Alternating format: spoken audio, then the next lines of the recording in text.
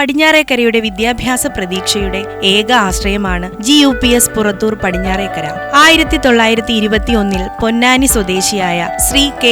ആലി ഹസൻകുട്ടി ഹാജിയുടെ ആത്മസമർപ്പണത്തിന്റെ ഭാഗമായി രൂപം കൊണ്ട ഈ വിദ്യാലയം വളർച്ചയും തളർച്ചയും മുന്നേറ്റങ്ങളുമായി 103 വർഷം പിന്നിട്ട് 104ാം വാർഷിക ദിനം ഇവിടെ ആഘോഷിക്കുകയാണ്. പരിധികൾക്കും പരിമിതികൾക്കും അപ്പുറം അന്താരാഷ്ട്ര നിലവാരമുള്ള ഒരു അക്കാദമിക വിദ്യാലയമായി മാറുന്നതിനുള്ള യാത്രയിലാണ് ഞങ്ങൾ. 2023-24 അക്കാദമിക വർഷത്തെ ഞങ്ങളുടെ ഈ പ്രയാണം ഇവിടെ സമർപ്പിക്കുന്നു. പ്രീ പ്രൈമറി, പ്രൈമറി, UP വിഭാഗങ്ങളിലായി 541 കുട്ടികൾ പഠിക്കുന്ന ഈ വിദ്യാലയത്തിൽ 33 അധ്യാപകരാണ് സേവനമനുഷ്ഠിക്കുന്നത്. മെച്ചപ്പെട്ട 27 ക്ലാസ് മുറികളും വിശാലമായ കളിസ്ഥലവും പ്രവർത്തന സജ്ജമായ ശാസ്ത്ര ഗണിതശാസ്ത്ര ലാബും ആധുനിക സൗകര്യങ്ങളടങ്ങിയ സ്മാർട്ട് ലൈബ്രറി, 20ഓളം കമ്പ്യൂട്ടറുകളുള്ള വിശാലമായ IT ലാബും ജൈവ പച്ചക്കറി തോട്ടവും ജൈവ വൈവിധ്യ ഉദ്യാനവും ഈ വിദ്യാലയത്തിന്റെ ഭൗതിക മേന്മകളാണ്. ജൂൺ 1 വർണ്ണാഭമായി ആഘോഷിച്ച പ്രവേശനോത്സവത്തോടെ ഈ അധ്യയന വർഷത്തിന് തുടക്കമായി. ഇതിന്റെ ഭാഗമായി ഫിജി കാർഡ് നവാഗതർക്ക് സ്നേഹ സമ്മാനങ്ങൾ വിതരണം ചെയ്തു.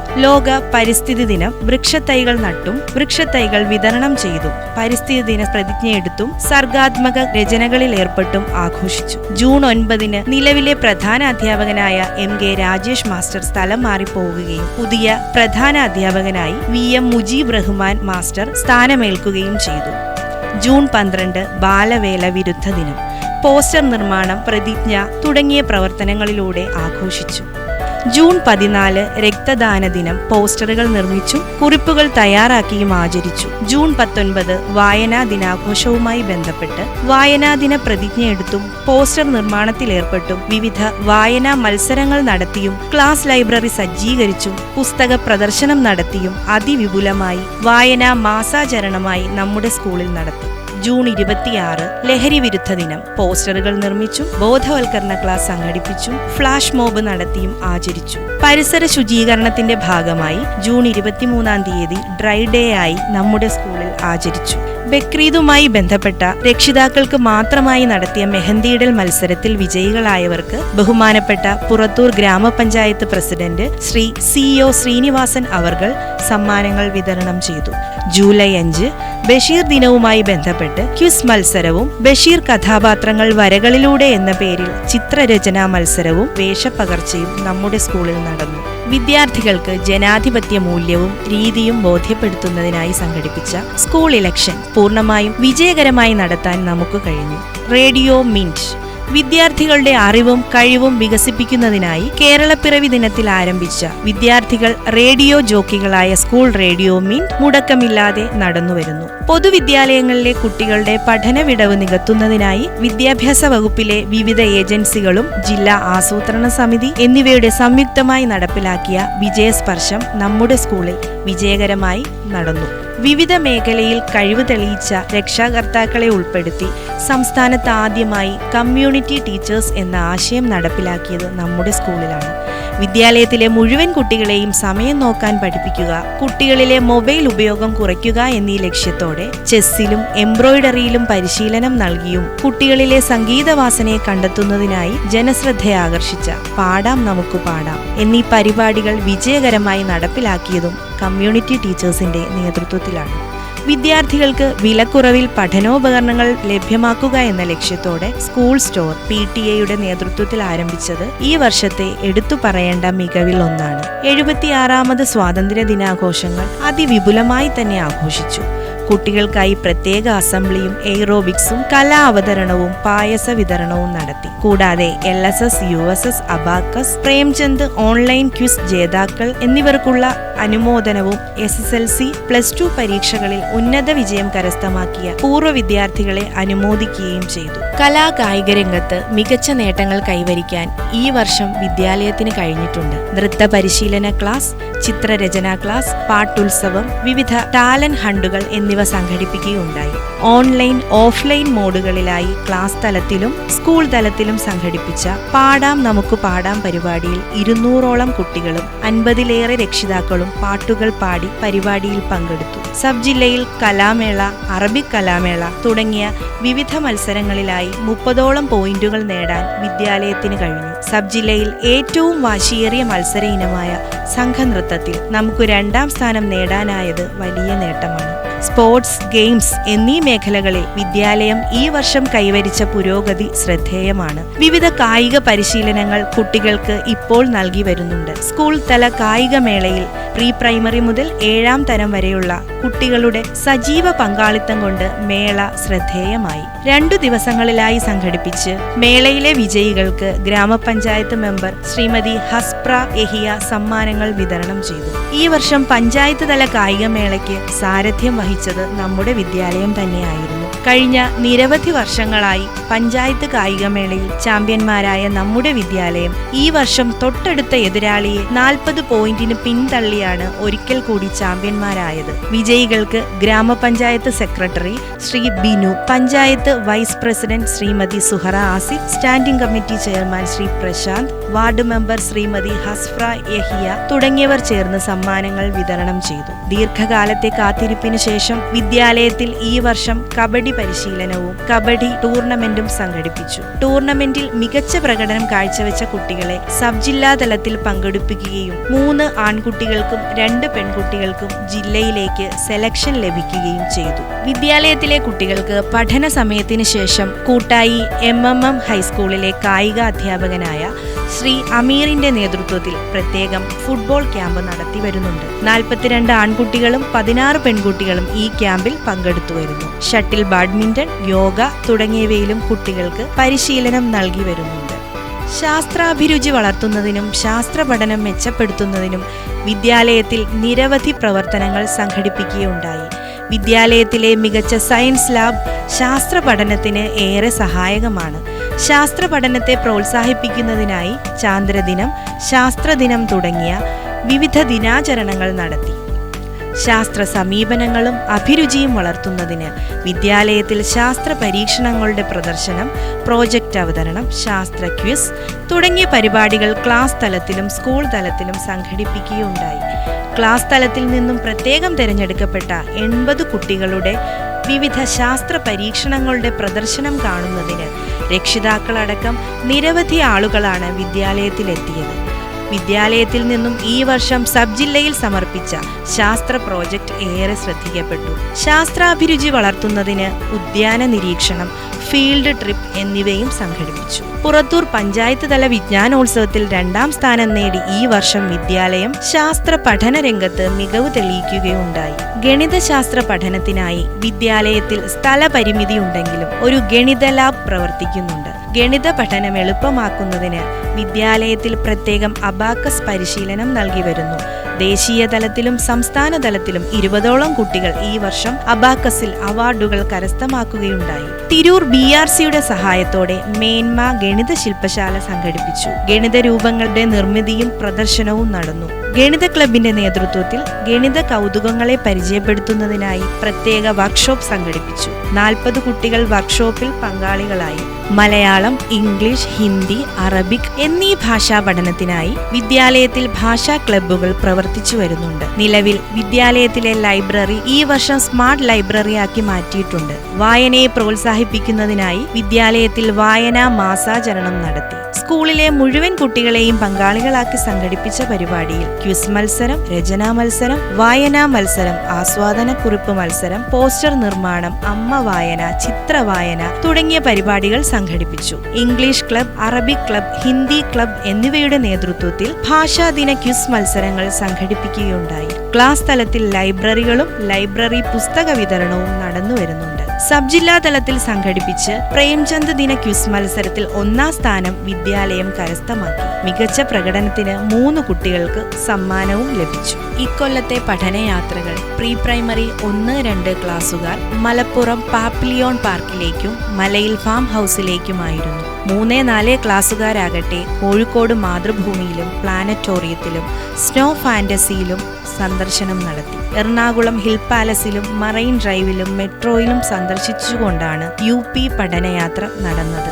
വയനാട്, ഊട്ടി വിനോദസഞ്ചാര കേന്ദ്രങ്ങൾ സന്ദർശിച്ചുകൊണ്ട് സ്റ്റാഫ് ടൂറും നടന്നു. റോസ് ആപ്പ് പരിമിതികളല്ല, സാധ്യതകളാണ്. കുട്ടികളിലെ പഠന പിന്നാക്കാവസ്ഥ കണ്ടെത്തുന്നതിനും പരിഹരിക്കുന്നതിനും ട്രെയിനർമാരുടെ സഹായത്തോടെ വിദ്യാലയത്തിലെ മുഴുവൻ അധ്യാപകർക്കും കമ്മ്യൂണിറ്റി ടീച്ചർമാർക്കും പരിശീലനം നൽകാൻ നമ്മുടെ വിദ്യാലയത്തിന് കഴിഞ്ഞു. വിദ്യാലയത്തിലെത്തി കുട്ടികൾക്കൊപ്പം ഉച്ചഭക്ഷണത്തിൽ കുടുംബത്തിന്റെയും പങ്കാളി ഉൾപ്പെടുത്തിയ നമ്മുടെ തനതു പരിപാടിയായി മാറുകയാണ് സ്നേഹപൂർവ്വം മക്കൾക്കൊപ്പം.